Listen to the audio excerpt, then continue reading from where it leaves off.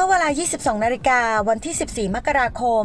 พันตำรวจโทธีทัศน์ ตรุณจันทร์ พนักงานสอบสวนสพ.หนองปลือ รับแจ้งมีอุบัติเหตุรถจักรยานยนต์เฉี่ยวชนกัน มีผู้ได้รับบาดเจ็บ เหตุเกิดที่บนถนนเลียบทางรถไฟ หลังวัดธรรมสามัคคี ตำบลหนองปลือ อำเภอบางละมุง จังหวัดชลบุรี หลังรับแจ้งจึงประสานเจ้าหน้าที่กู้ภัย มูลนิธิสว่างบริบูรณ์ธรรมสถานเมืองพัทยา พร้อมรถโรงพยาบาลเมืองพัทยารีบไปตรวจสอบที่เกิดเหตุพบรถจักรยานยนต์ยี่ห้อยามาฮ่า X-Max สีเหลืองหมายเลขทะเบียน3กไก่จจาน3593ชลบุรี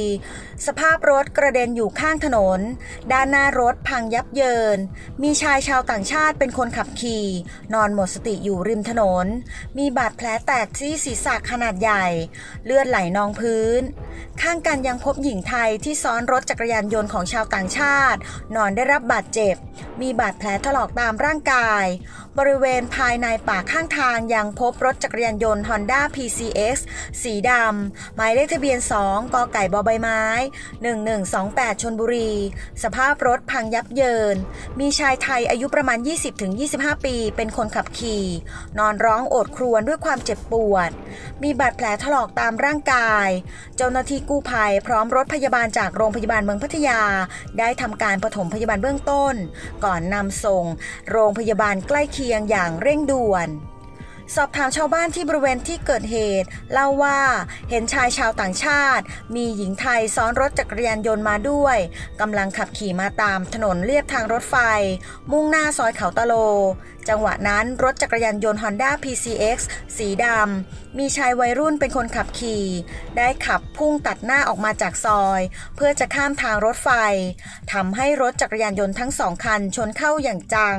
จนรถกระเด็นไปคนละทิศละทางมีผู้ได้รับบาดเจ็บดังกล่าว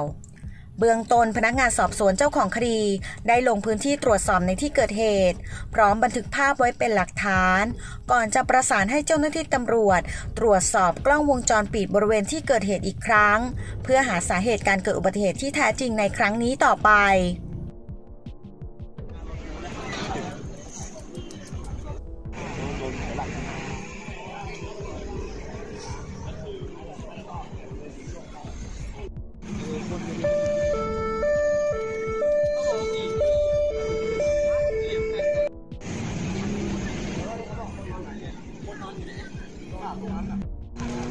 นำปังกระมุงหมดนะปังกระมุง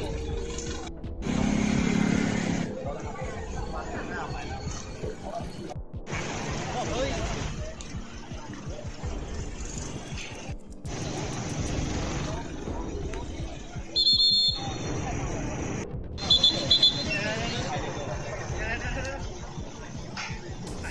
พัทยาหรือที่ไหนวะเนี่ยละมุกอ๋อนี่หนองปลือที่ทับอยู่